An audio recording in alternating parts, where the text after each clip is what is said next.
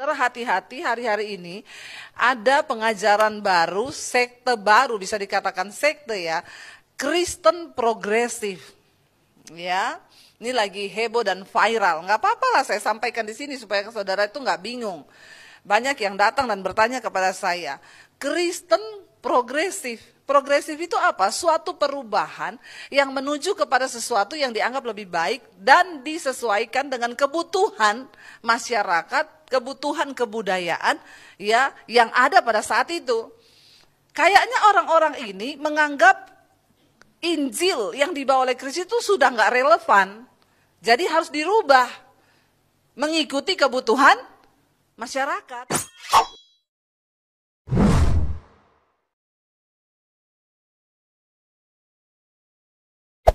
Hey there. Subscribe to my channel. And also press this bell icon. Bismillahirrahmanirrahim.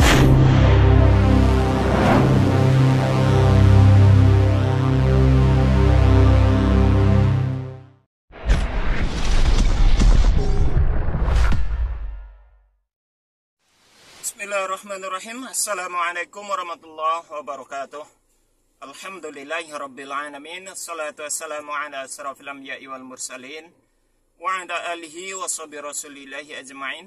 Rabbi shrah li sadri wa yassir li amri wahlul 'uqdatam min lisani yafqahu qawli.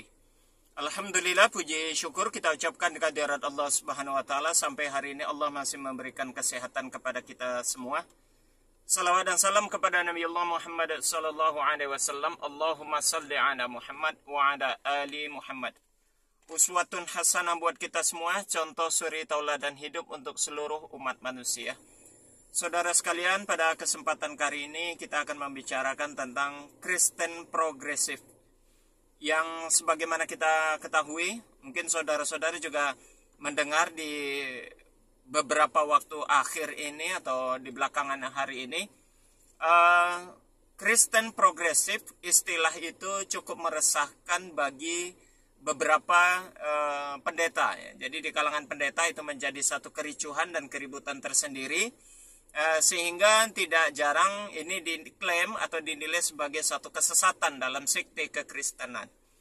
Kristen progresif sendiri memang akhir-akhir ini baru muncul, yang digagas oleh pendeta Brian, ya, pendeta Brian Siwarta Yeri. Ya. Di Indonesia dia yang mengembangkan, pendeta muda, ya cukup terkenal juga saudara, yang coba mengembangkan tentang ajaran atau sekte Kristen progresif. Berbicara tentang Kristen progresif ini yang diklaim sebagai satu ajaran yang sesat oleh beberapa orang pendeta pada beberapa waktu yang lalu, ini begitu menjadi sorotan dan cukup menarik untuk kita coba bicarakan.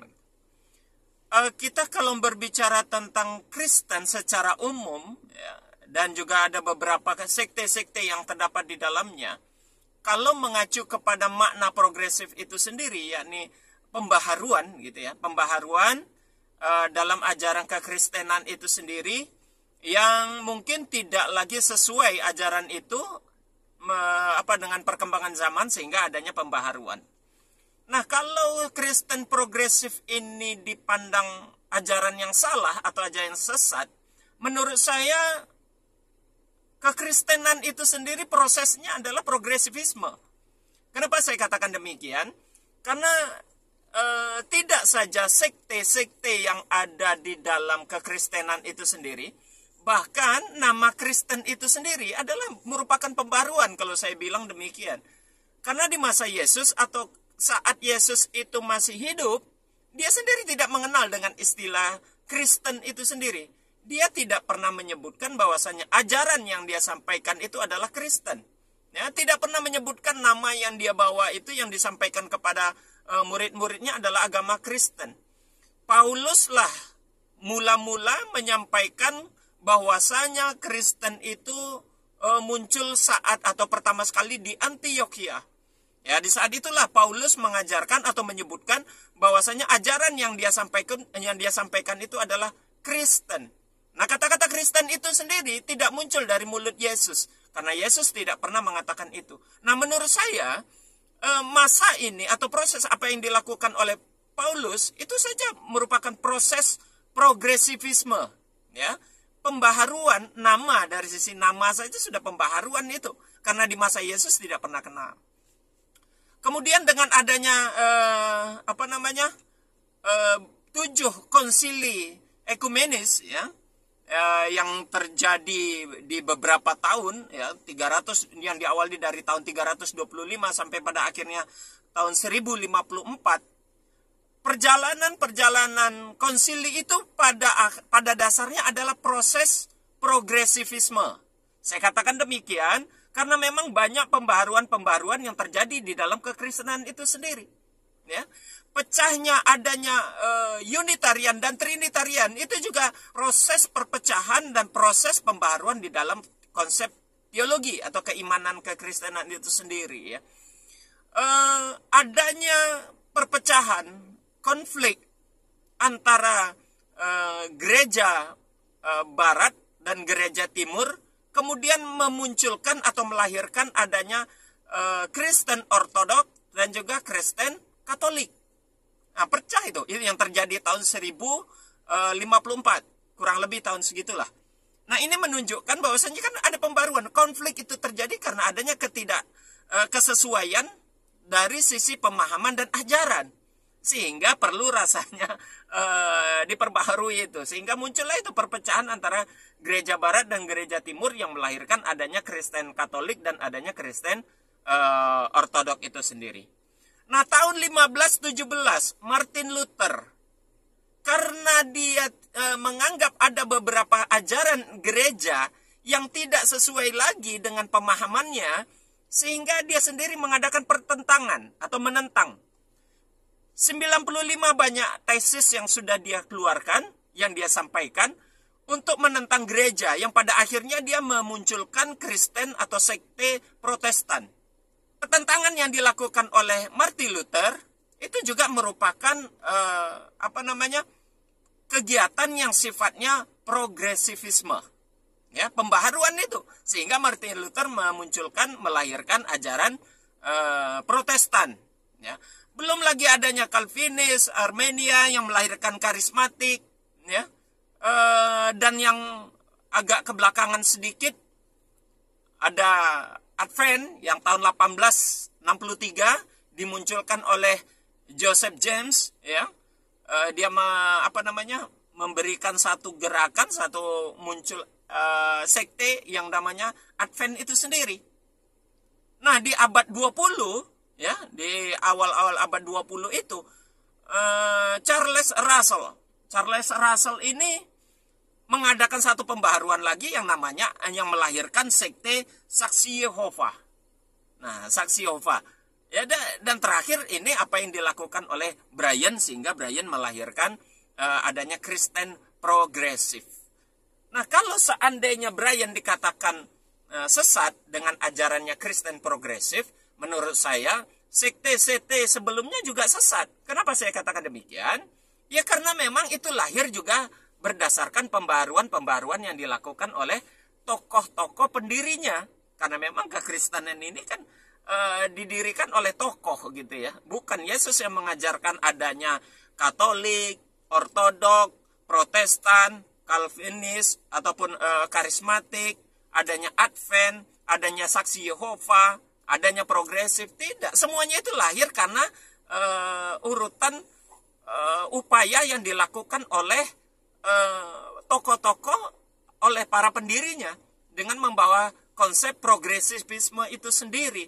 Jadi tidak fair rasanya kalau seandainya pendeta Brian juga hanya pendeta Brian saja yang dikatakan sesat, karena pada dasarnya semua sekte itu dilahirkan berdasarkan pembaharuan dari konsep keajarannya. Nah, hal ini terkonfirmasi oleh pendeta Yohanes. Diri agama Kristen bukan Yesus Kristus.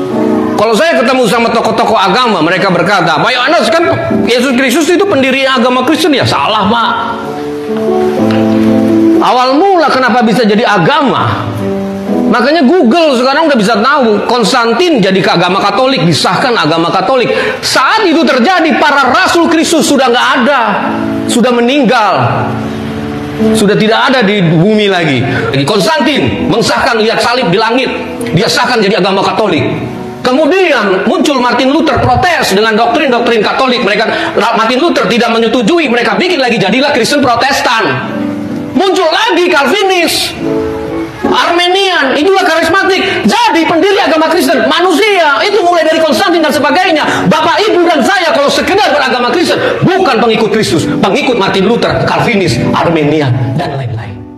Jadi saudara, kalau kita saksikan apa yang disampaikan oleh pendeta Yohanes tadi, bahwasanya kekristenan itu sendiri bukan bersumber dari Yesus, tetapi dari tokoh-tokoh yang mewujudkan sekte ataupun aliran yang ada di dalamnya. Bahkan tidak itu saja. Kalau kita melihat lebih jauh Alkitabnya, ya, Alkitab yang mereka pegang itu sendiri sering atau selalu terjadi proses progresivisme. Terjadinya adanya perubahan-perubahan dan pembaharuan-pembaharuan. Ya. Dari setiap terbitan-terbitan yang ada, adanya perubahan-perubahan dan perbaikan-perbaikan. Itu namanya kan juga proses progresivisme. Jadi tidak fair kalau seandainya dikatakan hanya Kristen progresif saja dikatakan sesat, sementara mereka sudah melakukan terlebih dahulu kesesatan dengan melahirkan sekte-sekte sebelumnya. Yang dilakukan oleh siapa? Yang dilakukan tentunya oleh para tokoh-tokoh yang melahirkan sekte itu sendiri. Dan juga Alkitab yang ada pada mereka juga itu lahir dan tumbuh, dan adanya beberapa kali terbitan itu juga lahir karena adanya proses progresivisme. Jadi memang inilah resikonya kalau satu ajaran, kalau tidak ada acuan resmi dan acuan baku untuk mengukur kebenarannya. Apa yang dijadikan tolak ukur? Sekte-sekte selain progresif ini tidak sesat. Tidak ada. Dan apa juga ukurannya, tolak ukurnya mengatakan sekte progresif ini sesat? Itu juga tidak ada. Karena memang Alkitabnya sendiri juga lahir dan mengalami perubahan. Ya, artinya itu juga proses progresivisme terjadi di dalam Alkitab itu sendiri. Kita dapat lihat itu dan kita dapat saksikan itu. Yang terakhir, Alkitabnya sendiri diperbaharui, terbitan barunya di awal tahun 2023 kemarin. Ya, nah itu sendiri sudah menandakan progresivisme itu sendiri terjadi di dalam revisi-revisi Alkitabnya.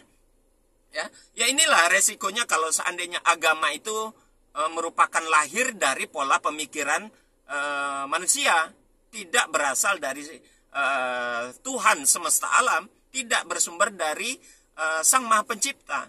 Ya, karena memang lahir berdasarkan pola pemikiran yang mencetuskan ya, orang-orang atau tokoh-tokoh yang di dalam hal ini mereka agungkan, sehingga inilah yang terjadi. Terjadinya perubahan, terjadinya perbedaan, terjadinya pembaharuan-pembaharuan, dan mereka saling mengklaim kalau ini sesat dan ini tidak sesat. Padahal ukuran untuk menyatakan ini sesat dan ini tidak sesat itu tidak ada. Demikian saudara, semoga ini bermanfaat. Kita akhiri dengan kafaratul majelis. Subhanakallahumma wa bihamdik, asyhadu an la ilaha illa anta, astaghfiruka wa atubu ilaik. Assalamualaikum warahmatullahi wabarakatuh.